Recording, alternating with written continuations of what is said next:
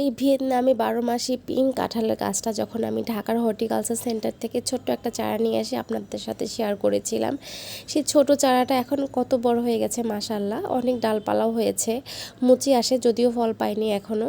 তো আম্মু বলল নিচের ডালগুলো কেটে দিতে, গাছটা যেন উপরে উঠে যায় সেই ব্যবস্থা করে দিতে। তো নিচে যেন অন্য ডালের শক্তি খরচ না হয়, এর জন্য আমি নিচের ডালগুলো কেটে দিলাম। চাচ্ছিলাম যে গাছটা উপরের দিকে উঠে একটু মোটা হয়ে উঠে যাক এবং ইনশাল্লাহ তাড়াতাড়ি যেন ফল পাই। আপনারা প্লিজ আমার চ্যানেলটা সাবস্ক্রাইব করে দিন, থ্যাংক ইউ। এই অরেঞ্জ মার্মালেড গাছটা আমার অনেক বেশি পছন্দের, এটাকে আমি সুন্দরী কমলা বলি। তো এটার ফুল ফোটা শেষ হয়ে গেছে, তো এটার আমি একটু প্রুনিং করে দিচ্ছি।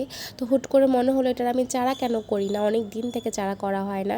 তো কিছু ডাল কেটে নিয়ে আমি চারা করার চেষ্টা করব। এগুলো আসলে মাটি রেডি করা ছিল, মাটিটা আমি হালকা ঝুরঝুরো করে নিয়ে সেখানে জাস্ট ডালটা বসিয়ে দেবো। এটা থেকে ডাল থেকে অনেক সুন্দর চারা হয়। আপনারা জাস্ট ডাল বসিয়ে দিবেন, ডাল থেকে ইনশাল্লাহ অনেক চারা বের হবে। তো আপনারা প্লিজ আমার চ্যানেলটা লাইক করবেন এবং সাবস্ক্রাইব করে দিবেন। নতুন নতুন ভিডিওর জন্য পাশে থাকবেন এবং কি ভিডিও দেখতে চান সেটা বাংলায় নাম তার অগ্নিশিখা, আর ইংরেজিতে বলে সানসেট বেল ফ্লাওয়ার। যাই হোক, এই গাছটার অনেকগুলো চারা নষ্ট হয়ে গেছে, কিছু চারা আবার হচ্ছে। তো ডালগুলো যেহেতু নষ্ট হয়ে যাচ্ছে, আমি ভাবলাম কিছু চারা করি। সেজন্য কিছু ডাল কেটে নিয়ে আমি আলাদা জায়গায় মাটি সেট করে নিয়ে বসিয়ে দিচ্ছি। এখানে অনেকগুলো মাটি সেট করাই ছিল, জাস্ট খুব ভালো মাটি, গোবর সার, সেখানে আমি এটা বসিয়ে পানি দিয়ে দিলাম। কিছু চারা হলে আমি নতুন কাউকে গিফট করতে পারবো আশা করি। Thank you everyone. বাগান বিলাসের এত চারা করেছিলাম যে এখন এগুলো লাগানোরই জায়গা নেই। হ্যালো হ্যালো এভরিওয়ান, আসসালামু আলাইকুম আমার গাছপ্রেমী মানুষজন। তোমরা প্লিজ আমার চ্যানেলটা সাবস্ক্রাইব করে দিও, লাইক কমেন্ট করে দিও। তো এই যে বাগান বিলাসের এই দুইটা চারা একটা টবের মধ্যেই ছিল, অনেক দিন থেকে একই টবে থাকার কারণে গাছটা বড় হচ্ছিল না। তো আমার মনে হলো না এখন অবশ্যই গাছটা আলাদা করে দেওয়া উচিত। তো আমি একটা নতুন প্লাস্টিকের বোতলের মধ্যে মাটি রেডি করে গাছটা বসিয়ে দিলাম। গোবর, ভার্মি কম্পোস্ট, পাথর পচা, হলুদ, ফাঙ্গিসাইড সব কিছু ইউজ করে মাটিটা বসিয়ে দিলাম।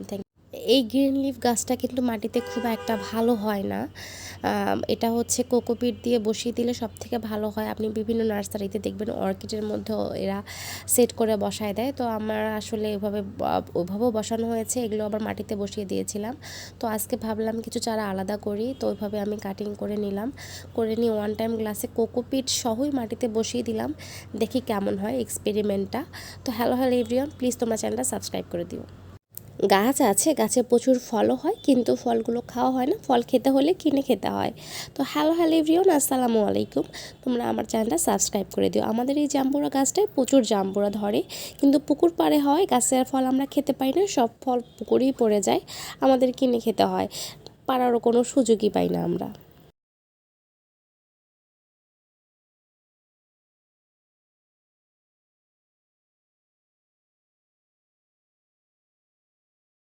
বৃক্ষ মেলা মানেই গাছপ্রেমীদের একটা আবেগের জায়গা, সবাই আশা করে সারা বছর বৃক্ষ মেলার।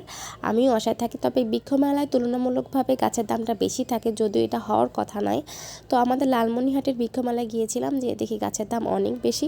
আমি দুটো ক্যাকটাস এবং দুটো সেন্সোভিয়া কিনেছিলাম। এই যে এই ক্যাকটাসটা অফিস থেকে কিনে নিয়ে এসে রেখেছি। তো তোমরা প্লিজ আমার চ্যানেলটা সাবস্ক্রাইব করে দিও। Thank you everyone.